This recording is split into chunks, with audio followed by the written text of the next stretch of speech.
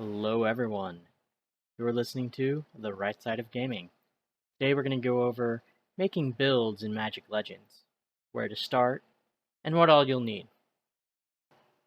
Each individual component may not seem like much, but when you get it all together, it really adds up. First, you're going to want 12 spells for your deck. And obviously, once you get going, you're going to want to upgrade those. You'll need 6 artifacts, 3 lesser, 2 greater, and 1 legendary artifact. And again, those are something that you're going to need to level up. You're also going to need 6 pieces of gear: the head, body, arms, feet, and 2 accessories. When you're first starting out, you're probably going to want to be focusing on the core mods.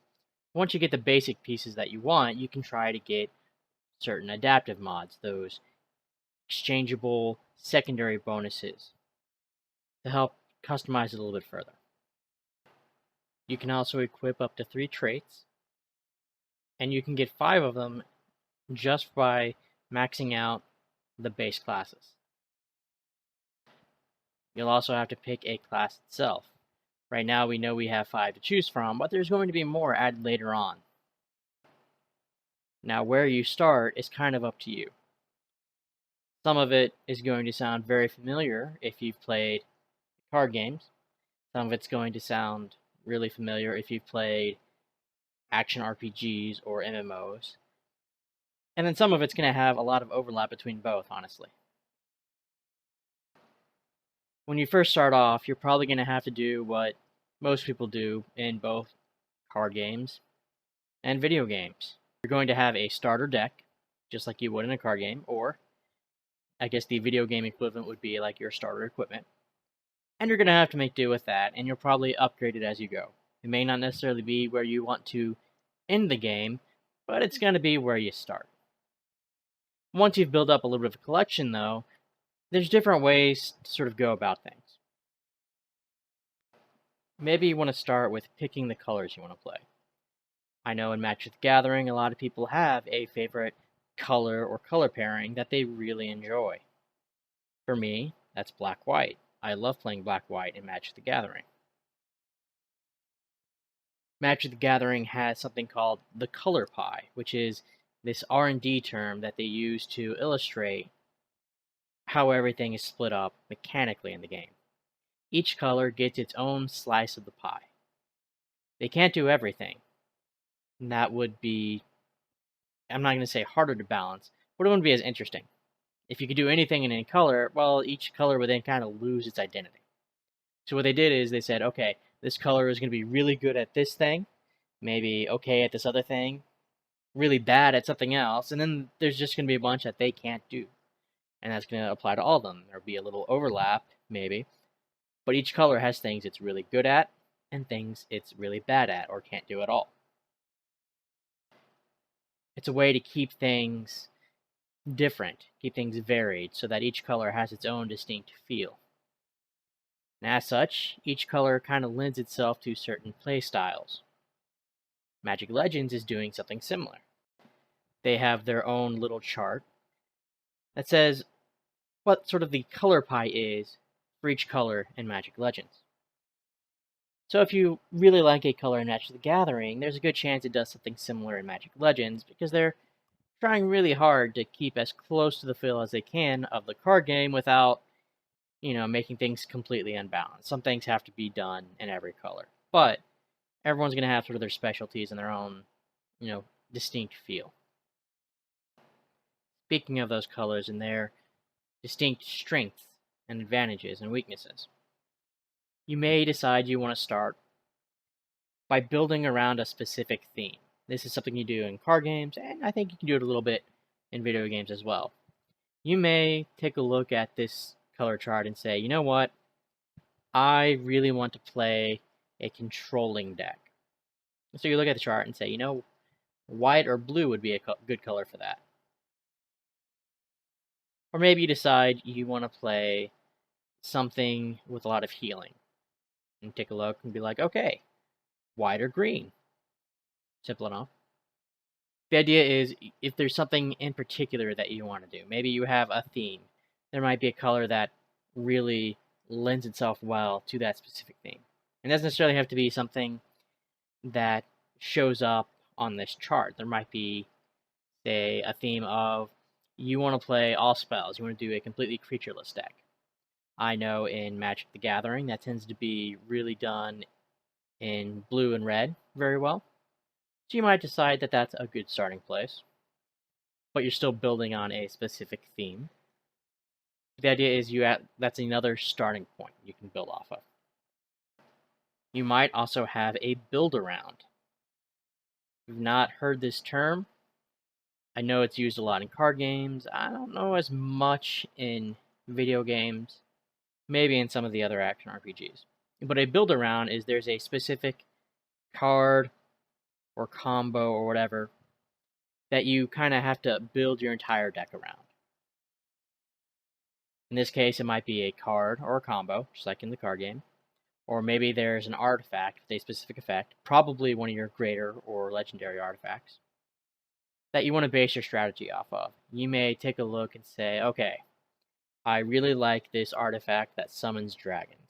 In fact, I think someone mentioned that in the comments on one of the other videos, so I am using that example specifically, just for them, actually. Nice little shout out. But I can understand, dragons are awesome. They're these big, powerful creatures. They really have an impact on the game. And there's just so much fantasy and lore behind them, even outside of Magic the Gathering. So you might say, man, I just really want to have as many really strong, really powerful dragons as I can. There's this artifact that gives me, all these dragons. I'm going to make sure that everything I have is built around maximizing the effect from this one artifact. You might also start by picking your class. I know I tend to think a lot in terms of MMO roles. I see something I think tank, healer, DPS. Well, maybe I want to play a healer. I like playing healers and tanks. So I might say, I want to play the Sanctifier. Or maybe I only care about self-heals. Maybe I'll play a Necromancer. Or maybe I want to get smack dab in the middle of things. I want to play a melee class. So I might be looking more towards the Beastcaller, the Geomancer. Or maybe I'm not even thinking about what particular effects the class has. Maybe I'm just thinking this class looks cool, or they have an ability I like, or I just like the color blue in general, even if I don't like it in Magic. It's okay to just pick a class. In fact, it's okay to just pick any of these. No one's going to stop you. There's no real wrong way to start crafting a build. You're going to have to consider all of these things at some point. Your spells, your artifacts, your gear, your class. It's just sometimes it's easier for some people to have a different starting point than others. Maybe it's a specific spell or combo that really gets them excited. Maybe it's a specific artifact effect that really gets them excited. Maybe they just really enjoy or want to play a specific class. And that's okay. But once you've picked, your starting point, that's going to help tell you what you want to do next. Okay? So I want to give you an example of what I have been working on. I knew that I really wanted to play a white-black deck at some point. I know I can't start off with that, but that's going to be what I'm going to build towards, a white-black deck. So I started taking a look through, looking at the white and black cards. And I saw that I had a lot of options for creating zombies when stuff died. And that really spoke to me. I normally like to do life gain type stuff, but I've also had some decks that were based on sacrificing creatures and creating zombies. I remember when Open the Graves, not the Magic Legends spell, but the actual card, was in Standard. I played around a lot with that because I liked the idea of having a bunch of zombie bodies popping up. And I decided I'm going to emulate that. Okay, so now I have both a color and I have a card that I want to play with and a general basic theme. We know that sacrifice is going to be in there. They've talked about it before. I think they use it as one of their examples in one of their streams. It's really big in Magic the Gathering. I mean, it's not necessarily as big as some of the other deck types, but it's a thing. I mean, we have sacrifice decks. We had John Sacrifice be really popular not too long ago. We had an entire combo about baking cats into pies in your oven. It's not as mean as it sounds. The cat comes back, it's fine. And we even have an entire deck named after a very specific subset. Have you ever heard of the Aristocrats? And I always have to stop myself and make sure I'm saying Aristocrats with an R. So I have a tendency to want to say Aristocats because it's a good movie. But if you've ever heard of Aristocrats, it's based on a deck from Innistrad. And it's named after one of the cards it used. The idea was you sacrifice a bunch of weak creatures to get some bonus effect. And that works out really well here, because I want to sacrifice a bunch of weaker creatures to get a bunch of zombies. I want to flood the board with those tokens. Okay, so now I know what colors I want. I know some of the cards I want to build around. I can find other cards that synergize well with it. So I wound up picking a bunch of cards that would make multiple creatures in white and black. Cards that would buff up my zombies. And just because it's my playstyle and I want to hang back a little bit, I picked up some controlling cards to round out things. It doesn't all have to be creatures. That's not as fun. I want to actually be casting spells too. So I made sure that whatever I picked up had some type of control effect. Since a lot of my creatures are either going to be really weak, or maybe I intentionally picked up some ranged options, I want to make sure that I have something to sort of keep things off me. So this is the deck that I started working on a little while ago. This gives you an idea of how long I've been around with this. This was, I think, one of the first decks that they had on the site. I think there was like this one and like 5 others when I made it. We're going to start off with, where is it? Open the Graves. This is the big one. Whenever a non-token creature you control dies, create a zombie creature token. So I'm going to be making creature tokens with some of my other stuff. They're not going to really benefit me from this. Stuff that says, when one of your creatures dies, oh yeah, absolutely, that'll trigger whenever one of the tokens dies. But this really cares about non-token creatures. So we're going to look through and take a look at some of the stuff that creates non-token creatures. Grudge Skeleton. It's a very basic skeleton. It has Regenerate, which in the card game means that you can have it not die, basically. Usually you pay a cost, and it's like, oh, well, you regenerated. It would have died, but it doesn't. We have Bone Tip Archer. Nothing really special there, but it's a ranged attacker, and it's cheap. You'll notice that Grudge Skeleton and Bone Tip Archer are both 2 mana, so it's not going to be too hard to play them and get them out there and let them die. Scathed Zombies creates 3 zombies instead of just creating 1, which is great. Again, we want more bodies. Dread Overseer buffs the other zombies, not non-token zombies. Okay, so it's going to buff both the creature zombies and the token zombies created by Open the Graves. We also have a couple white creatures in there just because we didn't have a whole lot to play with at the moment. Benalish Archers will be a little bit hard to play because we don't have as much white in our deck as we do black, and it is a 3 mana white card, but it'll balance the deck itself out, hopefully. But it's going to summon 3 archers. Now that may not get a bonus from the Dread Overseer, but that's 3 creatures you can have die and create 3 zombies with Open the Graves. Then we just need to fill it out a little bit with a few more creatures. So I chose ones that had sort of control effects, like Chain Warden, which has a stun effect, and when he dies, if I have that enchantment out, more zombies. And then Light Piercer Angel, which is just going to have an AoE when it's summoned. I know there's a limit, or at least I think there's a limit. They haven't really addressed it. I think other people have speculated that there's a limit on how many points you can have in your deck.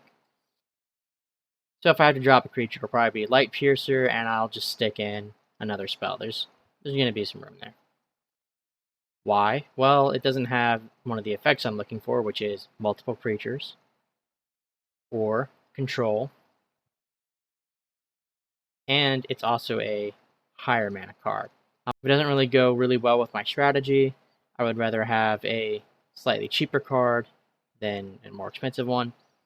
And to be fair, a creature that's equally expensive but goes really well with my strategy would be great. And then the rest of the cards are things like Radiant Volley, which creates a stun, Healing Recall, which will teleport me away from, enemy groups. Let's see. Now we have some more in here. Divine Wrath will do a stun at the location. And then we have Wailing Souls, which will do damage and create a hazard, which will do a lesser snare, which will be kind of like a slow, I guess. We have a little room to play with, and there might be better options that pop out. But again, the idea is create a bunch of zombie tokens, one way or another, and have a bunch of control effects, so that I can kind of control what gets too close to me. I want a zombie horde to be doing a lot of my fighting. Since we've discussed mana curves on the channel before, I want to take the opportunity to kind of show you how my mana curve came out.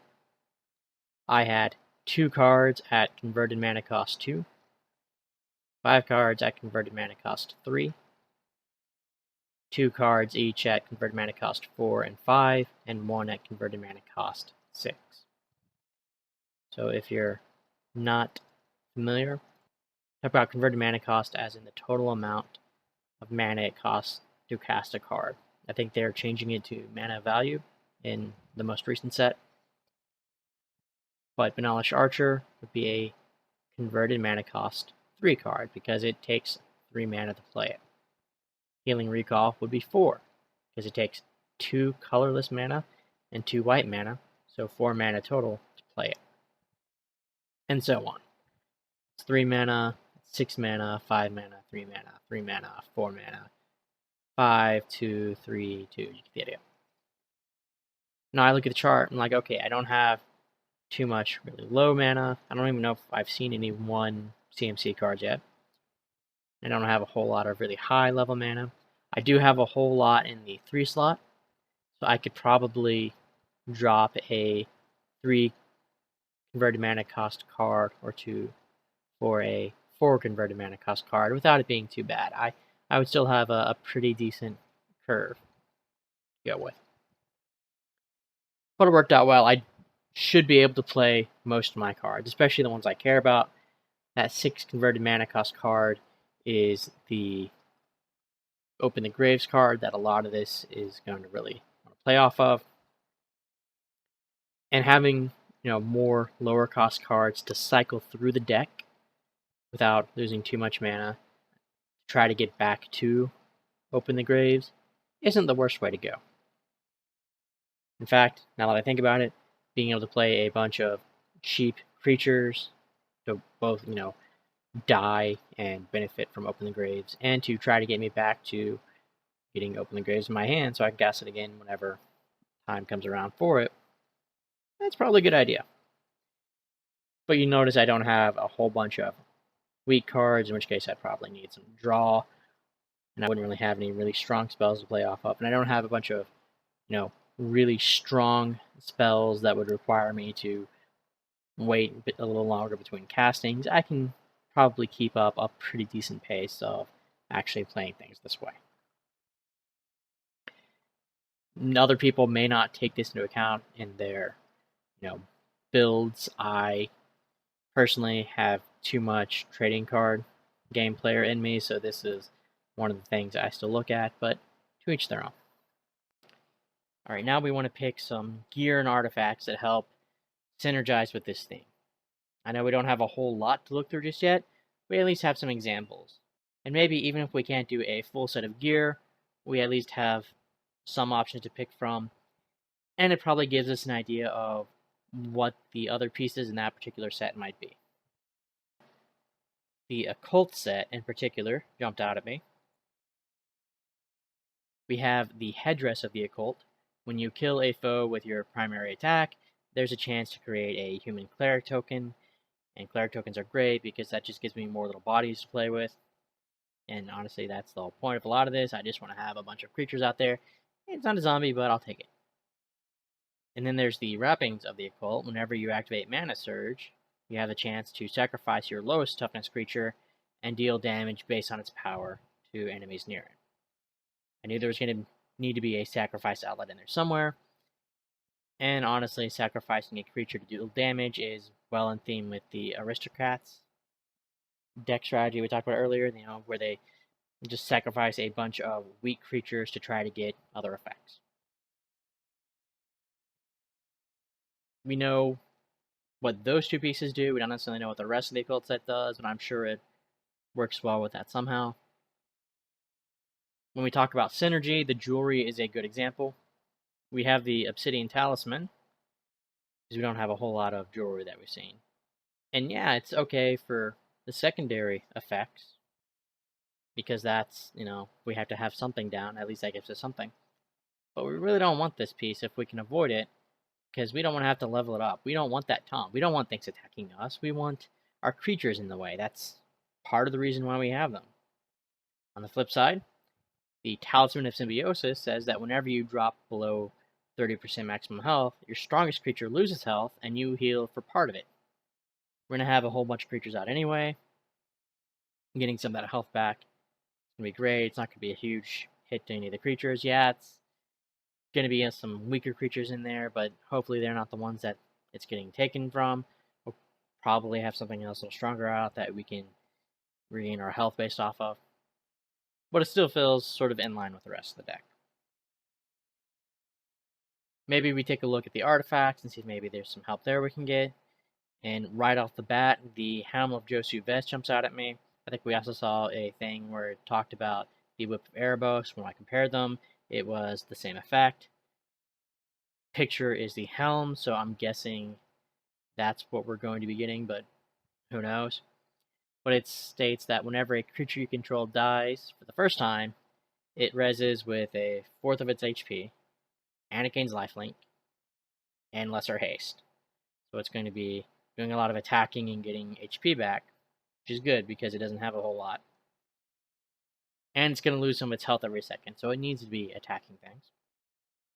But it gives us an extra body, because it dies and then comes back. So whatever would trigger off of it dying still happens, and we have a chance for it to trigger again. So if I have the Open the Graves enchantment out, I might get 2 triggers off of a creature dying, basically, because it'll get to die twice. And as you level up, you'll get some more life gain on a kill, and creatures will resurrect with more health for each sorcery in your deck, which is good because we made sure to have some sorceries in the deck too, not just all creatures. So they'll come back with a little extra health than they might have otherwise. We can kind of round things out a little bit. Some of your lesser artifacts won't necessarily have really strong effects. They're much more general. Like we can grab Arcane Talisman. That's going to give us a little more utility recharge. If I'm most likely going to go with the Necromancer class, because that seems like it's fitting for this. I'm not really looking to heal other things. And it creates skeletons. That's one of the abilities of the Necromancer. It creates skeletons, and I want a bunch of bodies out there. So Necromancer seems to be the way to go. And the Necromancer utility makes a cloud that will slow and do damage over time to enemies. And then players can go through them for a bit of healing.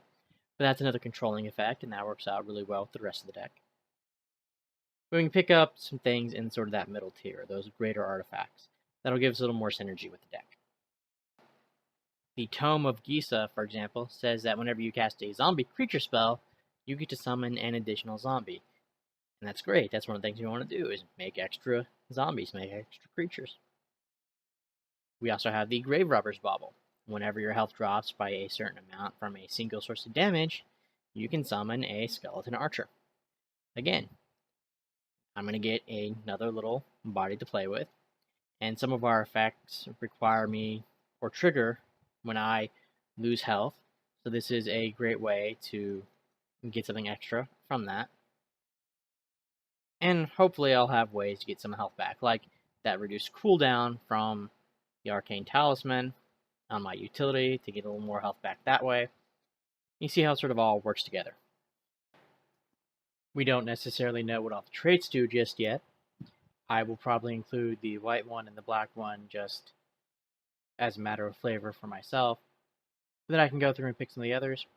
We've seen an example of the Geomancer, which was the Heart of Iron. If you die, you come back with a small amount of health. It was about 25%, and you're immune to damage for a little bit, and you can only trigger it every so often. But I'll probably pick that one in there next, which means, after I get the white and black classes out of the way, I might want to start with the red one. But that'll be great, because maybe if I can't heal myself all the way back up with the other cards, I at least have that failsafe of, okay, well, I'm dead, but it's not dead. It's only mostly dead, if you're a Princess Bride fan. And that's kind of like a pseudo heal, basically. I mean, I'm going from 0 health to 25%. That's kind of a heal. Okay, so now you're thinking, well, why does all this matter? You don't have a full build yet. You can't. We don't have enough stuff from the game. Well, that's okay. First, all of this, the strategy stuff behind it, is still going to apply when the actual game comes out. But it's okay to start planning ahead before the game. As we start playing, we're probably going to get an idea of what drops where. For example, which plane drops the black spells, which plane drops the white spells. We might have an idea of where to get certain artifacts, or what creatures might drop certain types of gear. I also know that I'm going to play a Necromancer, so I probably want that to be one of my first classes that I pick up. I also know that I don't have to really dive into it too much until I can get that second color. But there's a lot of it I can build up towards before then. It's okay to plan ahead and have something to build towards. Maybe you really want to play with that dragon artifact. So you might go to Shivan. So that's probably where I would expect a lot of dragon stuff to drop. There's a lot of red stuff there. Just saying. But having a goal in mind when you start and while you're playing will make it a lot easier to make decisions, for the long game while you're playing. If you go in and just say, well, I'm going to just grab everything that just pops up, and I'm not going to worry about what I really need anytime soon or what I don't really need. I mean, you'll still be fine. I'm not saying you won't be. But it's okay to have an idea of like, okay, well, I know this is going to be my starting build. Maybe I'll spend a little more time on these planes. Maybe I don't need these spells as much. Maybe I just don't like these spells. Or maybe they just don't fit with the build I'm working on. So they're not going to be a priority. It's okay to really focus your time and attention and resources on the stuff that you want to try out. So, I would love to hear from you guys. Is there a type of build that you would like to play when the game comes out? Do you have a specific goal in mind that you would like to work towards? I think that's great. I think it's good to have a goal, whether it be a specific type of build, or even just a specific type of spell, or some type of in-game achievement, either a real one or one you create for yourself. That'll give you a little direction and focus in your playtime, and it's just nice to meet your goals every now and then, Feel free to leave a comment below. I would love to hear from you guys. As always, if you'd like to leave a comment, like, and subscribe, that would be great. I'd really appreciate it. If not, that's okay too. I understand. Either way, I hope you have an awesome day, and I will catch you next time.